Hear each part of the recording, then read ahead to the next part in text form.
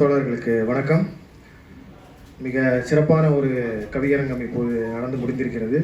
தோழர் பேரன்பு, அருமை தோழர் பேரன்பு அவர்களுடைய கவிதையாகட்டும், அதுக்கு முன்னாடி 5 கவிஞர்கள் மிக சிறப்பான கொள்கை பூர்வமான ஒரு கவிதையை ஆற்றினாங்க. ஏன்னா ஒரு கவிதை, ஏன்னா பெரியார் ஒரு புத்தகத்திற்கு ஒரு தலைப்பு ஒன்று வைத்திருப்பார், இலக்கியம் வளர்ச்சிக்கு உதவ வேண்டாமா ஒரு கேள்விக்குறி வச்சிருப்பார். அப்படி இருக்கும்போது அந்த கவிதை என்பது வெறும் அந்த ரசனை என்பதை தாண்டி அது இந்த சமூக வளர்ச்சிக்கு ஒரு முக்கிய பங்காற்றுகிறது. அதற்கான ஒரு ஒரு தளமாக இது இருக்கிறது என்பதுக்கு நம்ம உள்ளபடியே வாழ்த்துக்களையும் பாராட்டுகளையும் நம்ம தெரிவித்துக்க வேண்டும். அடுத்ததாக நம்முடைய கருத்தரங்கம் தொடங்கியிருக்கு. அதுக்கு முன்னாடி கவியரங்க தலைப்பு பற்றி தோழர்கள் சொன்னாங்க, இந்த கைத்தடியும் கண்ணாடியும் அப்படின்னு சொல்லிட்டு. அந்த தலைப்பு வச்சது நான் தான், அதனால் சில விஷயங்கள் மட்டும் சொல்லிக்கிறேன். ஏன்னா நானும் உதயன் தோழரும் பேசிக்கிட்டு இருந்தோம். அது மாதிரி டிசம்பர் 6 அம்பேத்கருடைய நினைவு நாள் வருது. நம்ம டிசம்பர் 24 பெரியாரோட நினைவு நாள் என்பது வருகிறது. அப்போ அது ரெண்டையும் சேர்த்த மாதிரி ஏதாவது ஒரு கவிதை தலைப்பு இருந்தால் சொல்லுங்களேன் அப்படிங்கிற மாதிரி அவர் நம்மகிட்ட கேட்டார். அப்போ ரெண்டையும் சேர்த்த மாதிரினா என்ன அப்படின்னு சொல்லிட்டு நம்ம யோசிக்கும்போது தான் நம்ம ஒரு 4-5 ஆண்டுகளுக்கு முன்பு திராவிடர் விடுதலை கழகம் சார்பாக தமிழ்நாடு முழுக்க ஒரு ஊர்வலம் மாதிரி பண்ணோம்.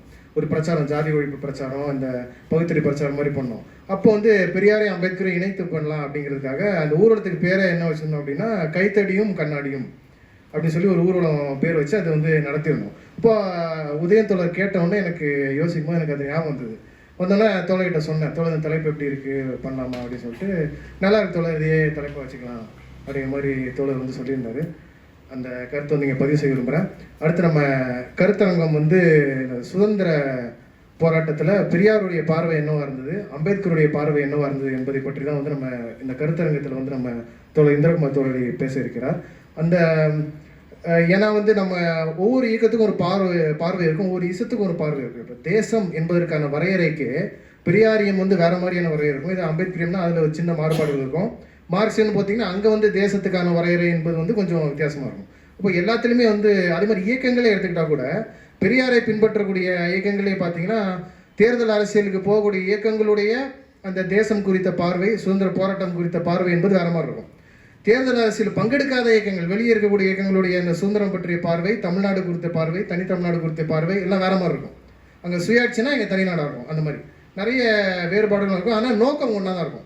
நம்ம எல்லாம் கவனித்து பார்த்தோம்னா அது கருப்பு, நீலம், சிவப்பு எந்த நிறமில் இருந்தாலும் இல்லை எந்த இயக்கமாக இருந்தாலும் தேர்தல் அரசியலுக்கு போனாலும் சரி போகலனாலும் சரி நோக்கம் ஒன்றா இருக்கும். அதை அடைவதற்கு ஒவ்வொருத்தருக்கும் ஒரு பாதை, ஒரு அணுகுமுறையை தேர்ந்தெடுத்துக்கிறாங்க. அந்த அணுகுமுறை என்பது தான் பல இயக்கங்கள் என்பது அந்த இயக்கங்களை வேறுபடுத்தி காட்டுகிறது. அந்த அடிப்படையில் இந்த சுதந்திர போராட்டத்தில் பெரியாருடைய பார்வை என்னவாக இருந்தது, அம்பேத்கருடைய பார்வையாக இருந்தது. இதன் மூலமாக நாம் கற்றுக்கொள்ள வேண்டிய அந்த சமூகம் பற்றிய அந்த புரிதலும் புரிதல் குறித்தும் ஊடகவியலாளர் இந்திரகுமார் தேரடி அவர்கள் தற்போது சிறப்புரையாற்றுவார்.